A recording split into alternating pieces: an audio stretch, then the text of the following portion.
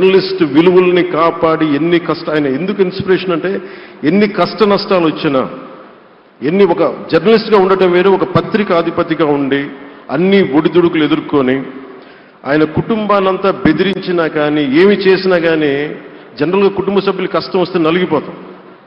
కానీ అది కూడా దాటుకొని నేను నా జర్నలిస్ట్ వాల్యూస్ నేను కాంప్రమైజ్ అవ్వను, ఏదైతే జరగనని చెప్పి ఆయన కూర్చోబెట్టి at the cost of his family members also he vent ahead and uphold the journalistic values. వారికి దానికి చాలా చాలా సాహసంగా నాకు చాలా ఆనందం వేసింది. ఆయన ఆఖర్లో ఎలక్షన్ రిజల్ట్స్ వస్తాయి, ఎప్పుడు వస్తాయి వీటన్నిటి అనుకున్న టైంలో నేను ఒకటి అనుకున్నాను, ఆయన ఆరోగ్యం క్షీణిస్తూ ఉంది, బాగుండు, ఆయన ఈ విజయ వార్త వింటారా లేదా అనేది నేను ఒకటి ఆలోచిస్తూ ఉన్నాను. సో నేను శ్రీమతి శైలజా కిరణ్ గారిని, సుమన్ గారిని, శ్రీమతి విజయశ్రీ గారిని అడిగినప్పుడు నేను ఒకటి అడిగాను, ఆయన విన్నారా అండి, ఆయనకి మాటలు వినిపించినాయా?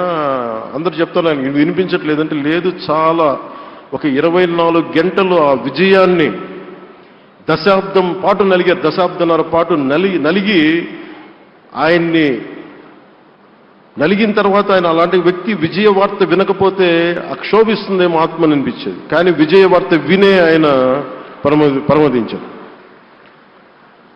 అందుకు నాకు చాలా ఒక తృప్తినిచ్చింది. అలాంటి మహానుభావులకి నా నివాళులు అర్పిస్తూ ఆయన నుంచి ఎవరైనా నేర్చుకోవాల్సింది ప్రజాస్వామ్యాన్ని పరిరక్షించడానికి ఎవరి స్థాయిల్లో ఒక పత్రికాధిపతిగా కావచ్చు, ఎవరు ఏ స్థాయిలో ఉన్నా దాన్ని మనం కాపాడాల్సిన అవసరం ఉంది. అలాగే ఆయన జర్నలిస్టిక్ వారసత్వ ప్రవాహం అంటే ఉదాహరణకి ఈనాడు, ఈటీవీ తాలూకు ప్రజెంటేషన్ ఆఫ్ న్యూస్ చాలా న్యూట్రల్గా అన్బయాస్డ్గా ఉండదు. ఏదైనా విషయం చెప్పేటప్పుడు నా గురించి ఎంత రాస్తారో, నన్ను తిట్టాలనుకున్నప్పుడు అంతే తిడతారు. అంటే నువ్వు చేసే పనిని బట్టే గుర్తిస్తారు తప్ప నాకు తెలుసు కదా అని చెప్పి మళ్ళీ దానికి ఫేవరెటిజం ఉండదు. అది తెలుగుదేశం పార్టీ కావచ్చు, ఇంకొక పార్టీ కావచ్చు, కాంగ్రెస్ కూడా కావచ్చు. కాంగ్రెస్ చేస్తే కాంగ్రెస్ని ఆయన్ని పైకెత్తిన సందర్భాలు ఉన్నాయి. అలాగే ఏ పార్టీ తప్పులు చేసి నచ్చని ప్రజలకి ఇబ్బందికరమైన సంఘటనలు జరిగినప్పుడు ఏం మాత్రం వెనకాడకుండా ఫ్రంట్ పేజీలు వేసేవాడు. ఫ్రంట్ పేజీలో మరీ చాలా బలంగా చేసేవాడు.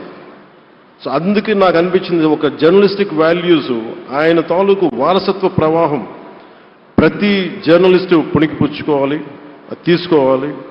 ఒక నది ఒక ప్రవాహం వెళ్తున్నప్పుడు మన స్థాయి అది నువ్వు ఒక చిన్న బకెట్తో తీసుకుంటావు, చెంబుతో తీసుకుంటావు, ప్రవాహంలో నీళ్లు అన్నట్టుగా రామోజీరావు గారి జర్నలిస్టిక్ వారసత్వ ప్రవాహాన్ని మనం ఎంత తీసుకుంటాం అనేది మన స్థాయిని బట్టి ఉంటుంది.